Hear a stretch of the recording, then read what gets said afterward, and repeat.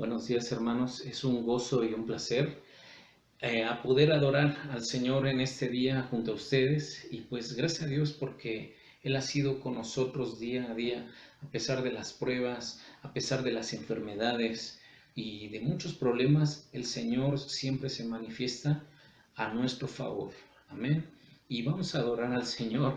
Vamos a cantar estos bellos cantos. Y el primero de ellos se llama Me has dado libertad. Y somos libres, hermanos. Somos libres de muchas formas. Y su palabra nos confirma que así es. Amén.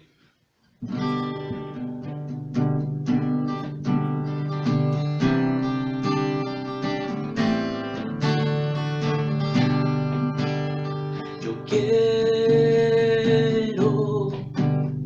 permanecer en ti, pues solo tu palabra me ha transformado.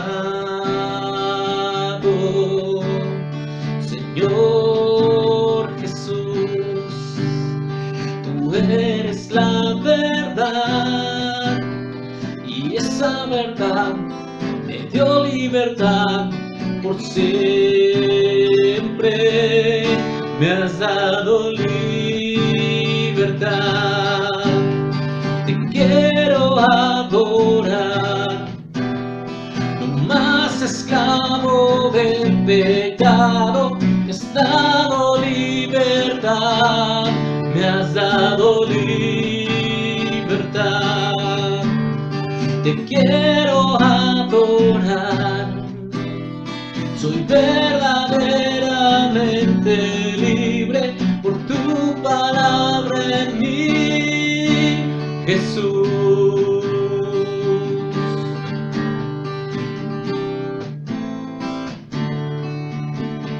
Yo quiero permanecer en ti, pues solo tu palabra me ha transformado. Señor Jesús, tú eres la verdad, y esa verdad me dio libertad por siempre. Me has dado libertad. Te quiero adorar, no más esclavo del pecado. Me has dado libertad, me has dado libertad. Te quiero adorar, soy verdaderamente libre por tu palabra en mí. Me has dado libertad. Te quiero adorar, no más esclavo del pecado. Me has dado libertad, me has dado libertad. Te quiero adorar, soy verdaderamente libre por tu palabra en mí, Jesús. Me has dado libertad, Jesús. Somos libres en el Señor Jesús. Adoremos al Señor y levantemos manos santas a Él y digámosle: Hosana, Señor, Hosana, bienvenido sea, Señor. Levantamos alabanzas a ti, solo a ti. Te anhelamos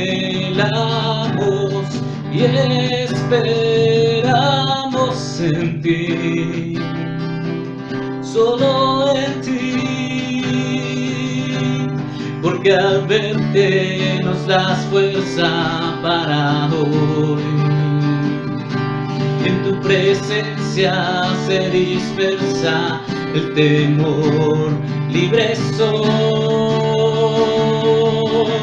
Hosana,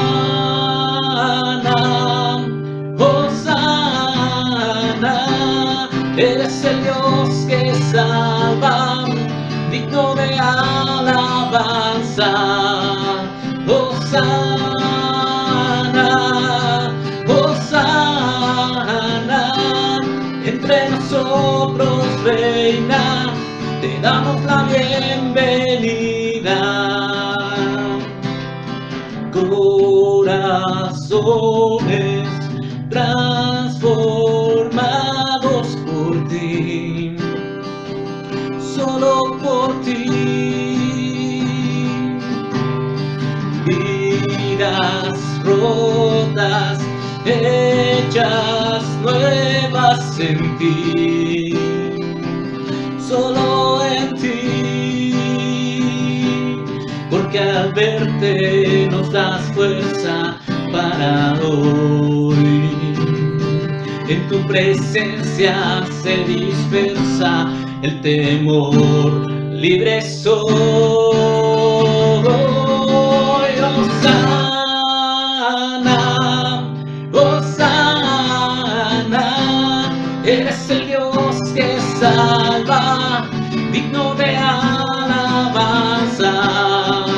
Hosana, Hosana, entre nosotros reina, te damos la bienvenida. Sé bienvenido, Señor, a nuestros corazones. Danos fuerza.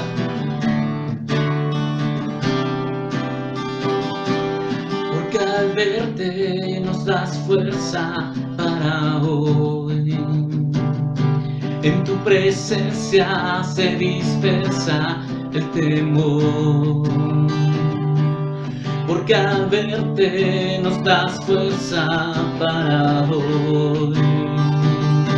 En tu presencia se dispersa el temor, libre soy. Hosana, Hosana, eres el Dios que salva, digno de alabanza. Hosana, Hosana, entre nosotros reina, te damos la bienvenida. Hosana, Hosana, eres el Dios que salva, digno de alabanza. Hosana,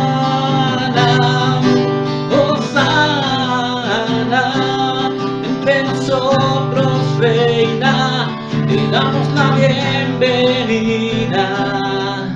Hosana, Hosana, Hosana, Hosana, Hosana. Amén, hermanos. Le damos la bienvenida a nuestro Señor. Y pues vamos a seguir, hermanos, con manos santas. Levántalas ahí en tu lugar. Y vamos a estar pensando que el Señor está actuando en nuestras vidas. Y lo está haciendo, hermanos. Y nosotros solamente podemos rendirnos ante Él y decirle: Señor, obra en nosotros. Con mis manos levantadas hacia el cielo, me presento ante ti hoy, mi Señor, para recibir de ti la fuerza y el poder para vivir junto a ti. Con mis manos levantadas hacia el cielo, Me presento ante ti, hoy mi Señor, para recibir de ti la fuerza y el poder para vivir junto a ti. Llenas hoy mi corazón con tu presencia, llenas de alegría y paz todo mi ser. De cualquier necesidad tú me responderás, porque me amas, me amas. Llenas hoy mi corazón con tu presencia, llenas de alegría y paz todo mi ser. De cualquier necesidad tú me responderás, porque me amas, me amas.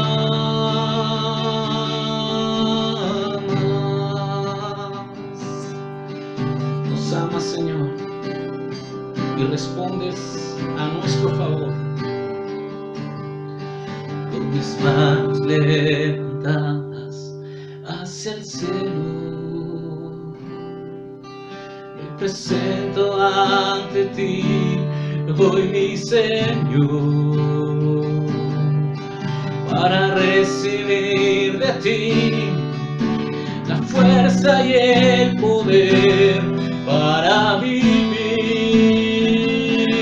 junto a ti. Llenas hoy mi corazón con tu presencia, llenas de alegría y paz todo mi ser. De cualquier necesidad tú me responderás, porque me amas, me amas. Llenas hoy mi corazón con tu presencia, llenas de alegría y paz todo mi ser. De cualquier necesidad tú me responderás, porque me amas, me amas.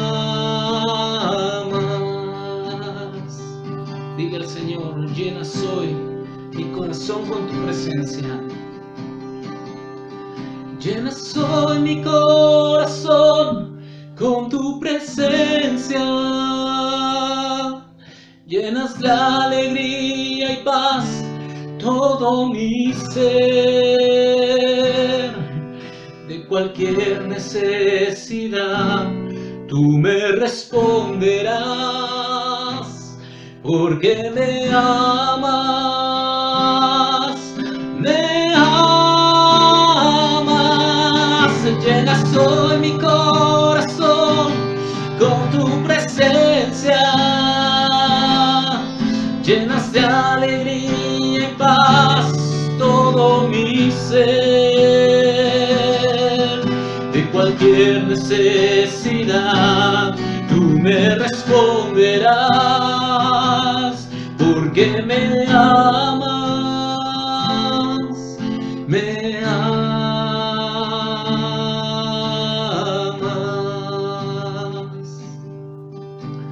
Gracias, Señor, por amarnos. Gracias, Señor, por estar con nosotros. Y gracias, Padre, porque tu amor se refleja en diversas maneras. Y tú estás actuando, Señor, en nuestras vidas. Estás ahí, Señor. Gracias, Padre. Amén. Dios les bendiga, hermanos.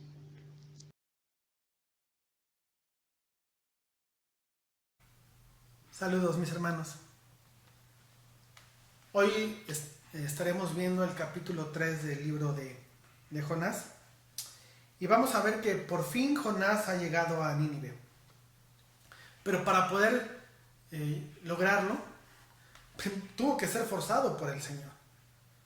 Tuvo que ser llevado inclusive en contra de lo que él deseaba para poder cumplir con la misión que el Señor le ha encomendado. Después de haber intentado huir del Señor, de haber fallado en esconderse del Señor, hoy nos encontramos a un profeta en tierra vomitado por el pez, aleccionado, seguramente con algo de temor después de haber experimentado lo que experimentó. Ahora está listo para ir a predicar a Nínive. Por otro lado, nos encontramos a los ninivitas, los cuales, si vemos tú y yo con atención, ellos nos representan.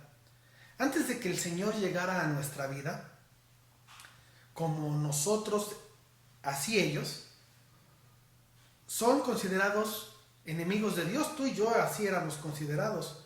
Ellos no pertenecen a ningún pacto. Hoy tú y yo tenemos la gran bendición, por gracia de Dios, de pertenecer al nuevo pacto. En este capítulo 3 nos vamos a encontrar temas sumamente importantes, como la soberanía del Señor, la salvación, la eliminación de la sentencia contra los ninivitas, la conversión de los perdidos, el evangelio. Son temas claros, evidentes e importantes dentro de este capítulo 3. Así es que vamos a entrar en materia, pero antes vamos a dejar este tiempo en manos del Señor. Vamos a orar. Amado Padre, te agradecemos, Señor, que tenemos la gran bendición y la gran oportunidad nuevamente de poder acudir a tu palabra. Pero te rogamos, Señor, que tú nos guíes, que tú nos instruyas, que nos des oídos atentos, que nos des un corazón que quiere escucharte, que anhela tu consejo. Sabemos que no es importante el mensajero en este tiempo, mucho menos hoy. El mensaje es lo verdadero importante, Señor, y en eso queremos enfocarnos y en eso queremos estar realmente viendo. Ayúdanos, Señor, a que el mensaje del día de hoy llegue a nuestro corazón y nos motive y nos lleve a transformar y a cambiar las cosas que estamos haciendo mal, Señor. Que seas tú, Dios, a través de tu Santo Espíritu, dándonos la convicción de aquellas cosas que tenemos que cambiar. Señor, sabemos que si tú no participas en este sentido, no tiene caso lo que hacemos. Así es que clamamos a ti rogándote, Padre, que nos ayudes a no ser oidores olvidadizos de tu palabra. Y que hoy el mensaje, Señor, nos lleve a la meditación, a la reflexión de aquellas cosas que no te glorifican. Ayúdanos, Padre, y a mí en lo particular, Dios, guíame, Dios, que no haya confusiones, que no haya torceduras de la Escritura, que verdaderamente el mensaje de hoy sea palabra fiel, que sea guiado por ti y por nadie más. Guíanos y ayúdanos, Señor, en este tiempo, y ayúdanos a glorificarte, Señor, a través de nuestra atención, a través de escuchar tu mensaje y a través de poder verdaderamente ir cambiando las cosas que no están bien. Te lo rogamos, Padre, en el nombre de Jesús. Amén. Vamos a continuar con el capítulo 3, como ya lo hemos dicho, pero lo vamos a ir viendo por porciones. El capítulo 3 vamos a ver primero los 2 versículos, luego los versículos 3 y 4, y por último versículos del 5 al 10. Así es que vamos a leer los primeros 2 versículos. Y la Escritura dice así: Vino palabra de Jehová por segunda vez a Jonás diciendo: Levántate y ve a Nínive, aquella gran ciudad, y proclama en ella el mensaje que yo te diré. Y de ahí se viene nuestro primer punto. Dios es el Señor de misericordia. Esto es precisamente lo que nosotros tenemos o debemos de deducir de estos 2 primeros versículos. Dios está mostrando misericordia. Misericordia primeramente hacia el mensajero, es decir, hacia Jonás, pero también misericordia hacia quienes son receptores del mensaje, es decir, hacia los ninivitas. No solamente es hacia Jonás, sino también a aquellos a quien está él llevando mensaje, quien el Señor está teniendo misericordia. Decimos que hacia Jonás, ¿por qué? Porque estamos viendo cómo iniciamos este capítulo 3. Lo está iniciando como si estuviéramos apenas iniciando el capítulo 1.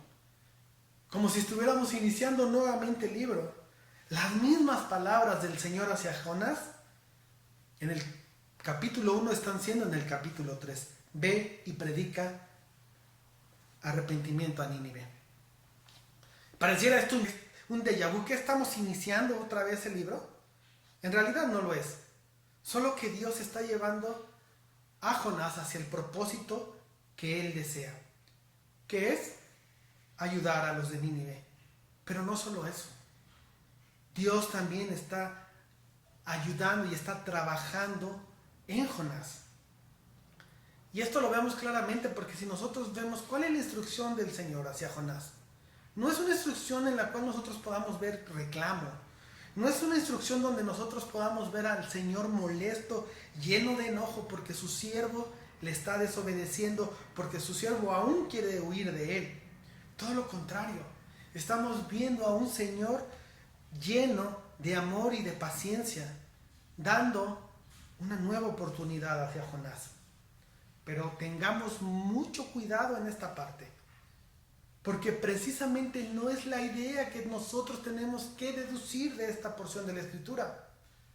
Porque si nosotros nos quedáramos solo con la parte de que Dios está dando una oportunidad más a Jonás, podríamos estar desviando y torciendo la Escritura y empezar a llenar este mensaje con una filosofía humanista.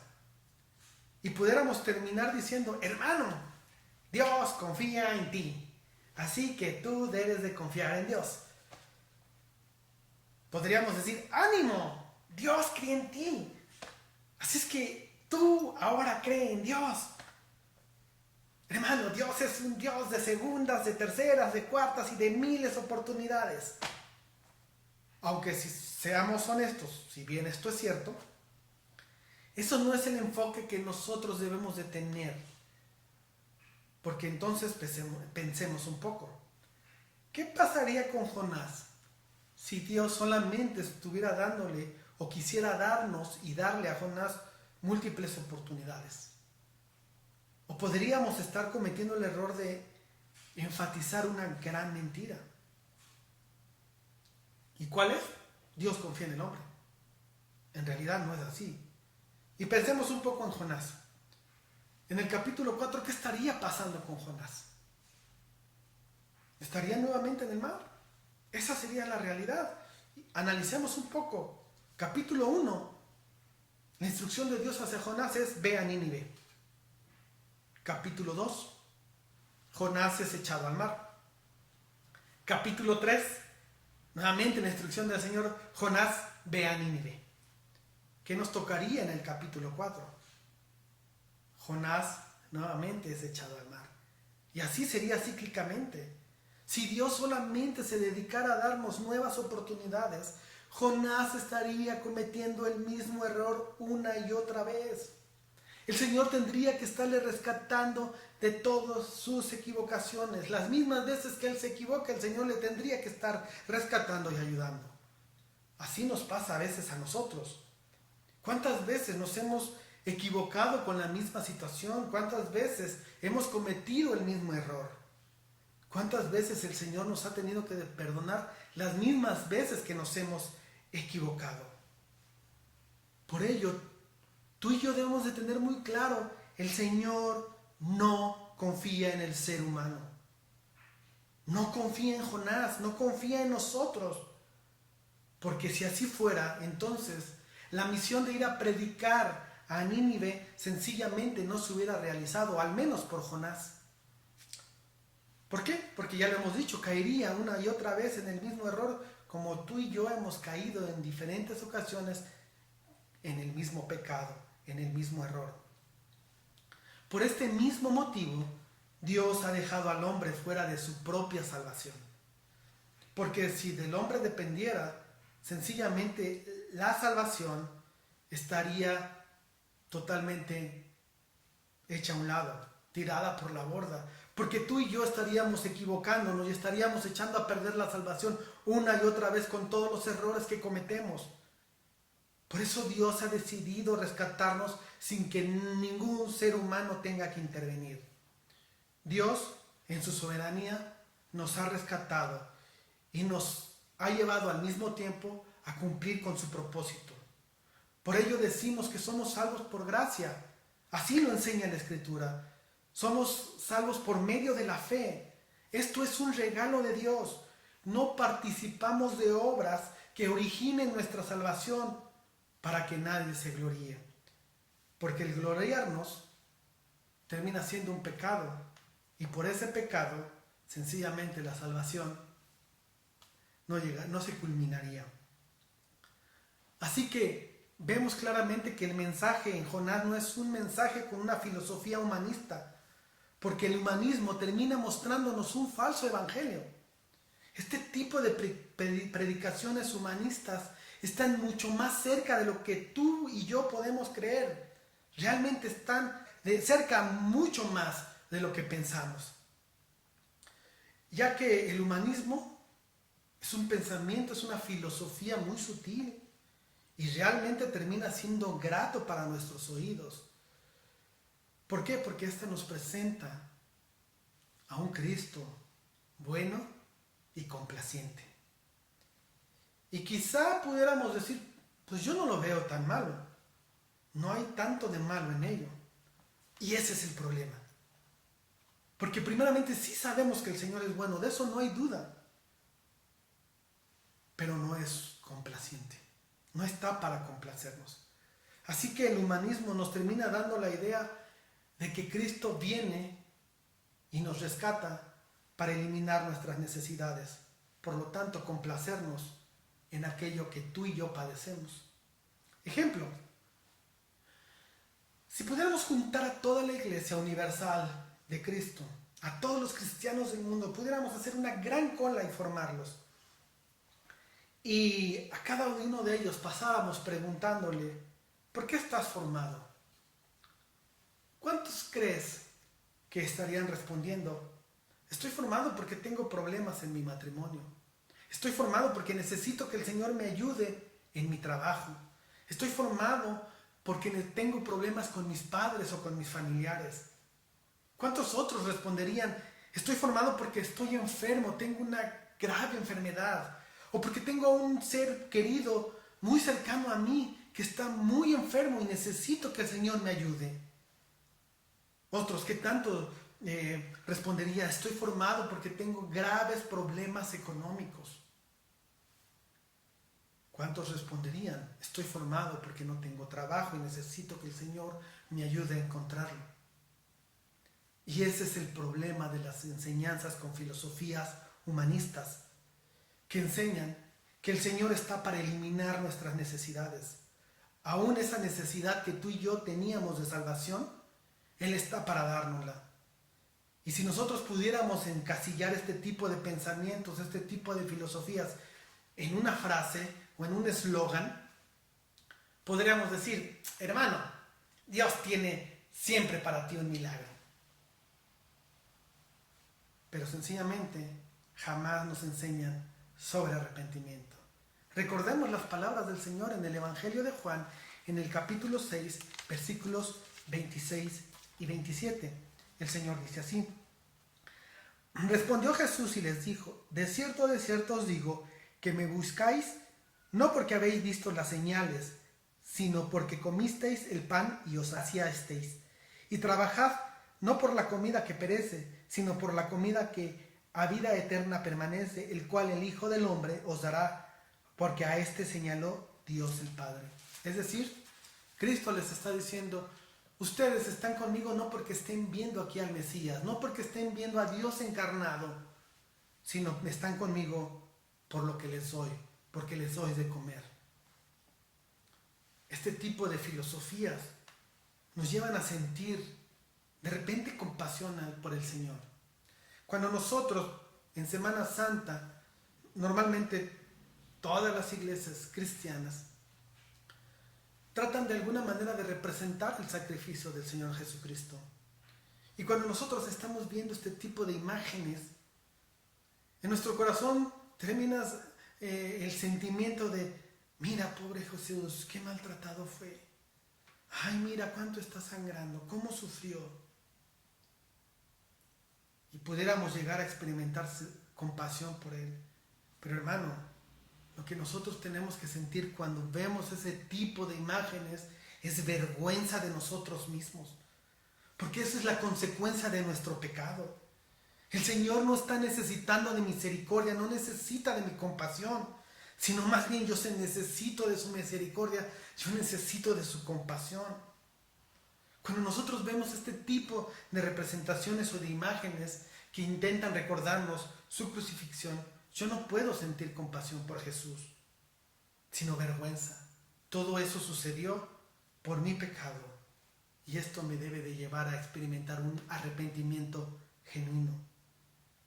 El mensaje que Dios nos está mostrando en Jonás es el Evangelio. Dios está haciendo algo mucho más profundo y radical. Dios está haciendo algo mucho más que solamente darle una segunda oportunidad a Jonás.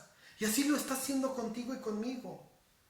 Dios no nada más nos está dando nuevas oportunidades en la vida. Está haciendo algo mucho más profundo. Su idea no es que yo me equivoque y Él me perdone 2, 3, 4 las veces que sean necesarias. Porque Dios lo que está haciendo realmente es transformar mi corazón así como lo está haciendo con Jonás. Pareciera que este es un mensaje de segundas oportunidades, pero no lo es. Cuidado con eso. Porque Dios está cambiando nuestro corazón. Y de esto, entonces, si no fuera así, las segundas y las terceras y todas las oportunidades no tendrían sentido, no servirían absolutamente de nada. Porque estaríamos cayendo una y otra vez en el mismo error. Pero si Dios transforma el corazón del hombre, entonces todo cambia. Y por ello debemos de ver con claridad que es mucho mejor que Dios haga en nosotros un nuevo corazón que darnos múltiples oportunidades. Eso, hermanos, es gracia. Es algo mucho más profundo. Veamos a Jonás. Hubo un Jonás antes del pez y otro Jonás después del pez. Así como con Moisés. Hubo un Moisés antes del monte Sinaí y un Moisés después del monte Sinaí. Hubo también un Saulo de Tarso antes del camino a Damasco y un apóstol Pablo después de este camino. Como tú y yo fuimos personas, unas antes de Cristo y otras muy diferentes después de Cristo. Por eso ya no somos la misma persona. Por eso hoy puedes hacer cosas que antes no podías hacer. Por lo mismo, también puedes dejar de hacer cosas que antes no podías dejar de hacer. Esto no es solamente porque Dios te haya dado una oportunidad más o múltiples oportunidades. Es porque Dios está transformando tu corazón. Así que hoy tienes una nueva vida y por ello puedes andar sus caminos. Versículos 3 y 4. Y se levantó Jonás y fue a Nínive conforme a la palabra de Jehová. Y era Nínive, ciudad grande en extremo de 3 días de camino. Y comenzó Jonás a entrar por la ciudad camino de un día y predicaba diciendo, de aquí a 40 días Nínive será destruida. Punto 2. Dios es el dueño del mensaje. Por fin, Jonás está en Nínive. Y estamos viendo que la Escritura nos describe a Nínive como una ciudad grande. Si nosotros nos adelantáramos un poquito, vamos a ver en el capítulo 4 que Nínive es una ciudad de 120,000 personas. Pero, siendo honestos, para nuestros tiempos, una ciudad de 120,000 personas no es una ciudad muy grande. Es una ciudad tirándole de mediana a pequeña.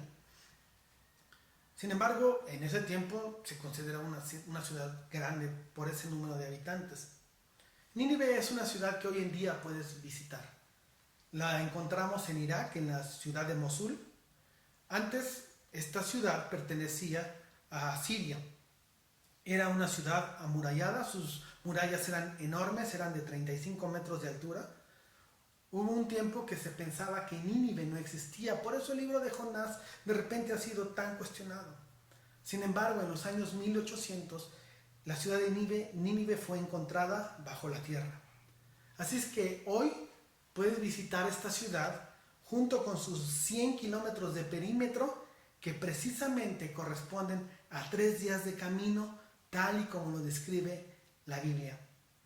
Esta gran ciudad debe también de recordarnos a otra gran ciudad.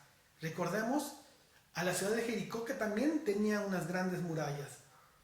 Dios en ese entonces con Jericó envió al valiente de Josué junto con su ejército, y las murallas de Jericó cayeron. Ahora Dios está enviando a Nínive a un profeta que está siendo un tanto rebelde, y con su palabra también las murallas están cayendo, aunque ahora es de una manera distinta. Hermano, y esto para ti, para mí debe ser algo de gran gozo, algo que realmente nos motive, algo que realmente nosotros vivimos de vivir con alegría. Porque aquí hay un gran mensaje, y ese mensaje es: Dios siempre gana, Dios siempre vence. ¿No eres acaso tú y yo testimonio de ello? ¿Cuántos argumentos tú y yo pudimos haber presentado llenos de sabiduría, llenos de sapienza, humanamente hablando? ¿Cuántos de esos pensamientos teníamos que considerábamos sumamente inteligentes? ¿Cómo era nuestro corazón duro como una muralla y nuestro ego mucho más grande que 35 metros de altura? Sin embargo, Dios los derribó. Dios nos venció. No importa que las murallas sean como las de Jericó o que sean las murallas como las de Nínive, Dios siempre gana. Lo hace con su palabra, utiliza su gracia o su ira. El día de hoy es gracia, el día de mañana será con su ira, porque toda rodilla se doblará y toda lengua confesará que Jesucristo es el Señor, para gloria de Dios Padre. Aunque tenemos a un Jonás en el cual el Señor está trabajando, sabemos que no es un producto terminado, todavía hay cosas que el Señor tiene que transformar en él, así como lo está haciendo contigo y conmigo. ¿Por qué estoy diciendo esto? Porque si vemos en el versículo 4, ¿cuánto tiempo Jonás utilizó para predicar en esta ciudad? Un día. Pero ya hemos visto que para poder rodear toda la ciudad era necesario 3 días de camino. Esto quiere decir que Jonás no estaba haciendo el trabajo completo, la chamba la estaba haciendo a medias. Él dijo sencillamente: yo voy, predico un día, y el que escuchó, escuchó, y si no, pues que le platiquen los otros lo que se dijo. ¿Cuántas veces tú y yo hemos trabajado de la misma manera en la iglesia? ¿Cuántas veces hemos dejado de predicar el evangelio y solo lo predicamos a unos cuantos y no a toda criatura? ¿Cuántas veces realmente hemos hecho lo que Dios nos pide al 100%? ¿Cuánto hemos luchado contra nuestro propio pecado? El llamado es a que tú y yo seamos santos, pero nuestro corazón, ¿cuántas veces se está refunfuñando? Sencillamente no decimos nada, pero terminamos haciendo las cosas a medias. No hay pasión por las cosas de Dios. Pero no solamente en este caso Jonás no está haciendo el trabajo completo. El mensaje es tremendo. Y Jonás está diciendo: de aquí a 40 días Nínive será destruida. 8 palabras sencillamente. Y si nosotros tuviéramos la oportunidad de ver el original, estaríamos viendo que son 5 palabras solamente las que Jonás dijo. Para los que predican en la iglesia, ahí les encargo que me ayuden a bosquejar un mensaje de 5 palabras, que me encuentran el punto 1, punto 2 y punto 3. Difícil, ¿verdad? Un mensaje corto y fuerte, realmente fuerte. Quizá algunos en la iglesia de repente podrían estar pensando: pues ojalá si fueran los mensajes en Gesed, ¿verdad? 8 palabras y el predicador para abajo. Eso me encanta, porque cuando estábamos en el salón, que por cierto ya deseamos con todo nuestro corazón poder regresar, cuando estábamos en el salón, una de las preguntas que me hacían cuando me tocaba predicar era: ¿cuánto va a durar tu mensaje? Quizá era una forma decente y en amor el decirme, ojalá tengas un mensaje tan corto como lo tuvo Jonás. Estamos viendo a un Jonás que está molesto. Y quizá está molesto porque en el judío hay este sentido de exclusividad que erróneamente tienen, ¿verdad? Y como ahora Dios ha decidido llevar su mensaje de arrepentimiento a una ciudad siria, eso le molesta y no quiere hacerlo. Es evidente que Jonás pudo haber hecho o dado un mejor discurso, un mejor mensaje. Solo basta, y lo veíamos la semana pasada, solo basta con recordar esas hermosas palabras, esa bella oración que hizo dentro del pez. Un verdadero salmo. Solo que ahora parece estar molesto y sus palabras ya no son iguales. Sin embargo, el Señor utiliza este tipo de mensajes para mostrarnos su gloria. Dios utiliza este tipo de mensajes para demostrar que la obra solo le pertenece a Él y solo es de Él. Con este mensaje escueto, este mensaje duro, se convirtieron 120,000 personas. ¿Lo puedes creer? Y no en afán de crítica, sino meditando un poco en esto.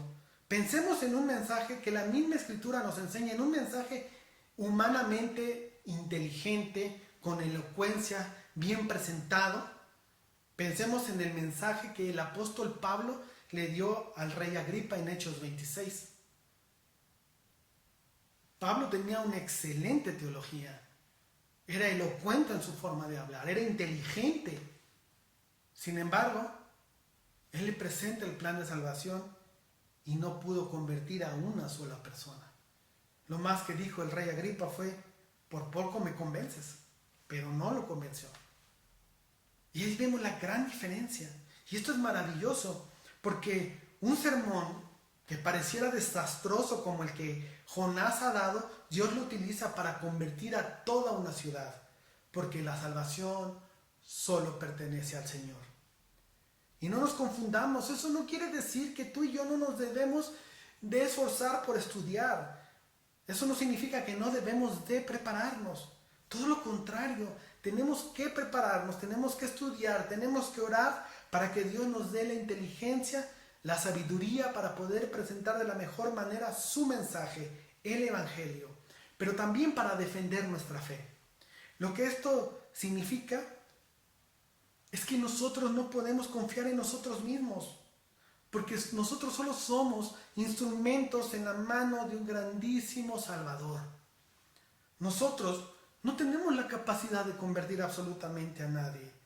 No somos capaces ni siquiera de convertirnos a nosotros mismos. ¿Cómo vamos a terminar convirtiendo a alguien? La salvación solo pertenece al Señor. Versículos 5 al 10. Y los hombres de Nínive creyeron a Dios y proclamaron ayuno, y se vistieron de cilicio desde el mayor hasta el menor de ellos.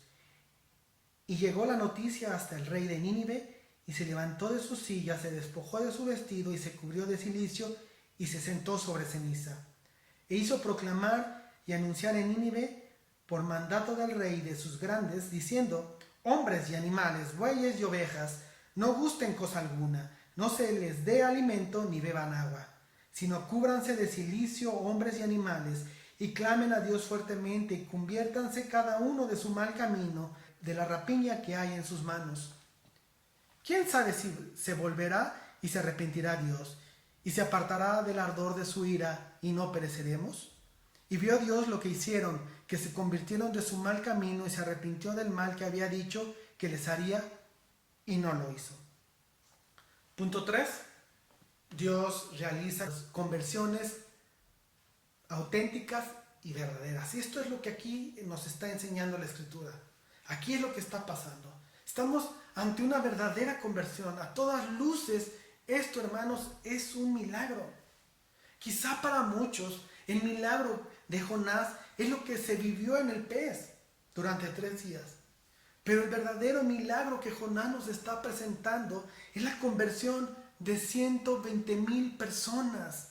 Esto en la mente humana es imposible, Pero Dios lo puede hacer, solo Él. Cuando hemos tenido la oportunidad de predicar el Evangelio en grupo, en algún tipo de evento, y después del trabajo hecho, por ahí una persona hace su oración de fe, nosotros hemos terminado emocionados, realmente llenos de gozo, porque sentimos que el trabajo ha sido un éxito, una persona rescatada, no por nosotros, por el Señor. Pero aquí no estamos hablando de una persona, estamos hablando de 120,000 personas. Y para esto Jonás no necesitó una super mezcladora con super bocinas, con super micrófonos, con grandes instrumentos musicales, con músicos profesionales, con voces realmente majestuosas. No necesitó ningún tipo de folleto, ni aún planes de salvación con dibujitos a colores muy bonitos, muy bien presentados. No necesitó ni siquiera despensas como regalo. Solo el mensaje de Dios y la voz de un profeta que, por cierto, estaba predicando de mala gana. Pero, ¿sabes? Es un mensaje suficiente para hacer recapacitar a toda una ciudad. Y cuando la Escritura se está refiriendo que lo creyeron de mayor a menor, no se está refiriendo al tamaño de estatura, ¿verdad? No al altote, al más chaparrito. Tampoco se está refiriendo a la edad, al más chiquito de edad, al más bebé, al más anciano, al más grande. Sino se está refiriendo a su posición social. Es decir, creyeron, es el mensaje, desde los considerados pobres o plebeyos hasta los nobles, hasta llegar al mismísimo rey. ¿Quién es capaz de quebrantar a tantas personas sino solo Dios? Hermano, esto no queda la menor duda que es un milagro. Estamos ante una verdadera transformación que nace de un verdadero arrepentimiento y de una verdadera fe. ¿A quién creyeron los ninivitas? ¿Al escueto mensaje de Jonás o a Dios? Es obvio que es al mensaje del Señor a quienes ellos están creyendo. Han tenido un excelente inicio. Están escuchando el mensaje sin importar quién es el mensajero.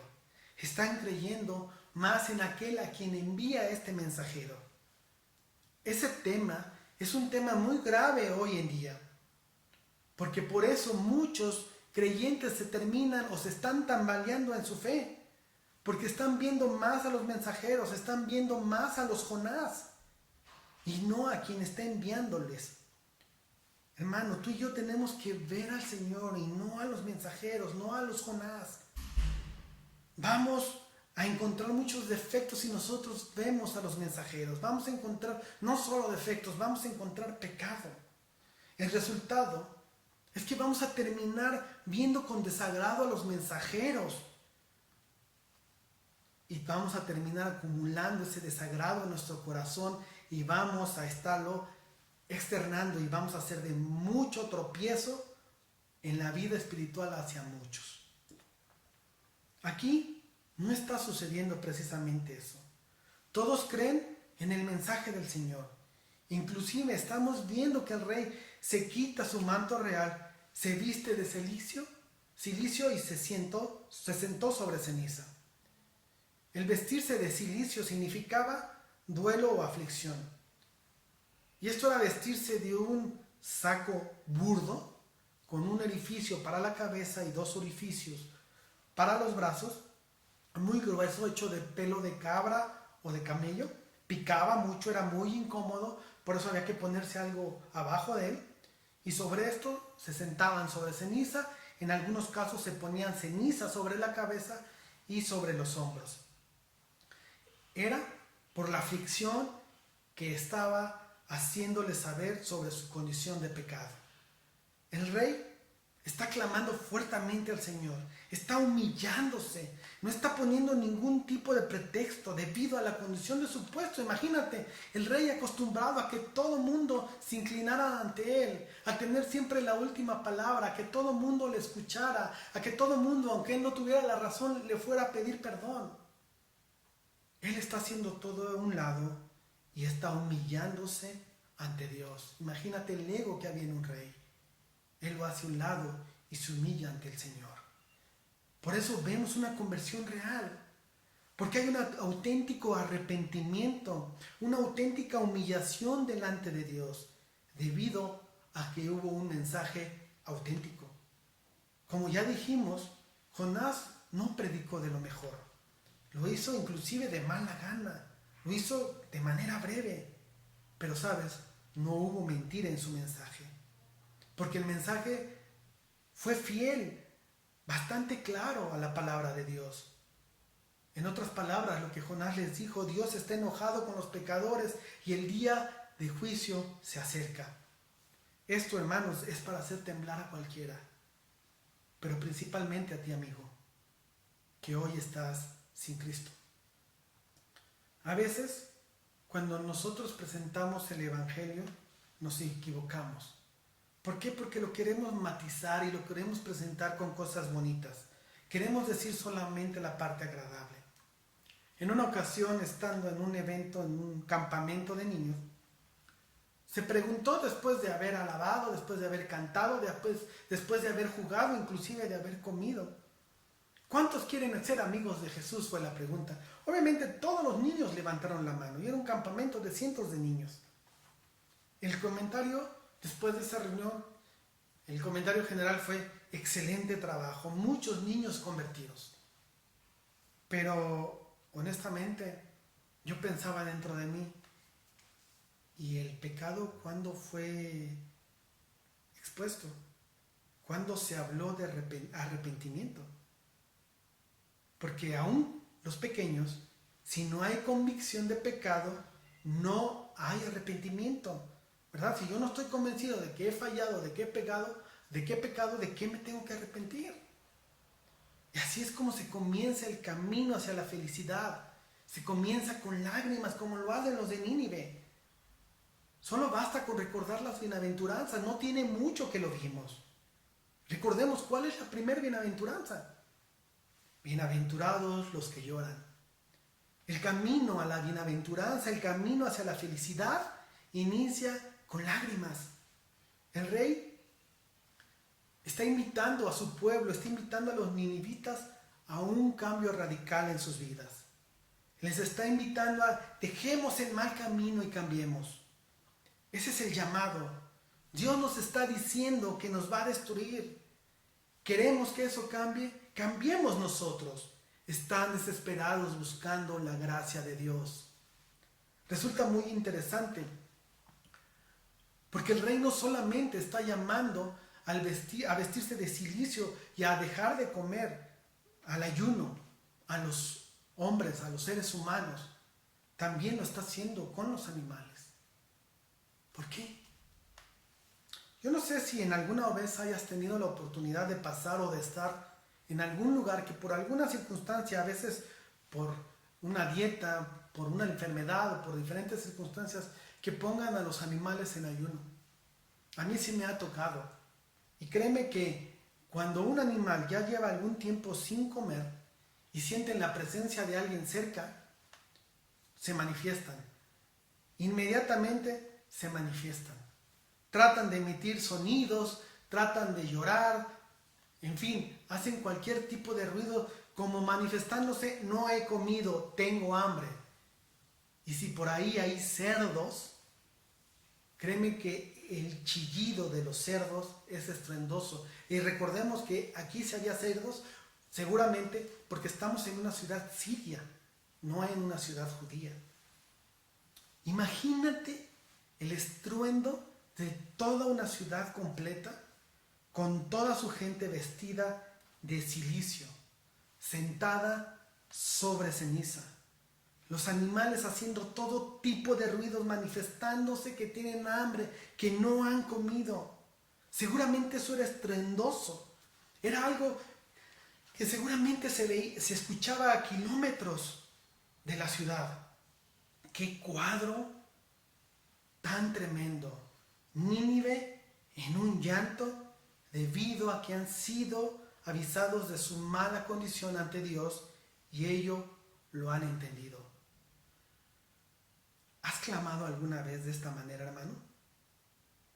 pero no por la necesidad material que a veces llegamos a tener, tampoco por la necesidad física que también a veces tenemos, sino por la necesidad de perdón. Estamos conscientes de nuestra pobreza espiritual y esa conciencia nos lleva a clamar y a solicitar, a rogar a Dios por el perdón. Dios escucha a los ninivitas. Ese clamor tenía el propósito de llegar al cielo y Dios decide perdonarles. La Escritura nos dice que Dios se arrepintió. Y aquí debemos de tener muy claro que la idea es que Dios decidió no destruirles. Es decir, ha tenido un acto de misericordia. Él les dijo que si no se transformaban o si no había un cambio en ellos, los iba a destruir. Sabemos que Dios no es hombre ni hijo de hombre para que se arrepienta. Números 23. Sencillamente, Él no llevó a cabo la amenaza de destrucción. La amenaza se da no porque Dios no quiera perdonar, sino porque no hay arrepentimiento en el corazón del hombre. Jonás esto lo sabía que Dios les iba a perdonar. Quizá era otro motivo por el cual no quería ir a esta ciudad. Dios es soberano y Él hace lo que Él desea. Pero sabes, en su amor, en su misericordia, en su gracia, Él escucha nuestras súplicas. Eso hace de la oración un misterio. ¿Por qué? Porque cuando tú y yo oramos, nos acercamos en ese corazón contrito ante el Señor, suplicamos, rogamos. Y esto no va a manipular a Dios. El Señor no va a cambiar de parecer, pero sí va a escuchar nuestro clamor. Vamos a suplicar, vamos a rogar. Aunque lo decrete, aunque lo declare, lo diga como lo diga, Dios tiene la última palabra. Por eso podemos ver que los ninivitas tienen mucha mejor teología que muchos creyentes de hoy en día. Y por eso vemos en el versículo 9 que ellos saben de la soberanía de Dios y por eso claman o exclaman. ¿Quién sabe si el Señor se arrepienta de su ira? ¿Quién sabe si el Señor no decida destruirnos? Vemos en Nínive una gran necesidad. Llega un predicador desganado, pero Dios muestra gracia y eso lo hace todo totalmente distinto. A pesar de Jonás, Dios quiere usar a Jonás.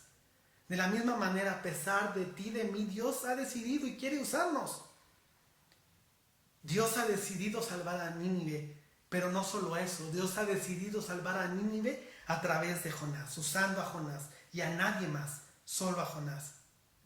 Por ello, podemos confirmar que entre más bajos y viles son los instrumentos, más glorioso se ve el mensaje y es el mensaje. Amén. Vamos a orar. Amado Padre, gracias Señor. Gracias porque tu misericordia, tu gracia se manifiestan en todo momento en tu escritura, pero también en nuestra vida. Porque hoy, sin haber tenido ningún mérito, sin haber ganado absolutamente nada, sin merecerlo, podemos gozarnos de tu salvación. Tú usaste a diferentes personas para que cada uno de nosotros llegara, pero en tu infinita misericordia también nos has utilizado para que otros lleguen a ti. No porque nosotros seamos buenos instrumentos o porque realmente seamos gente capacitada para hacerlo, porque sabemos que no es así.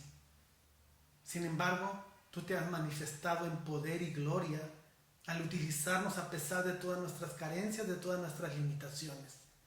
Gracias, Señor, porque hoy en tu palabra podemos ver que tú utilizas instrumentos sucios, vasos de barro frágiles, pero que tú vas transformando y tú vas cambiando y los vas utilizando conforme a tu propósito.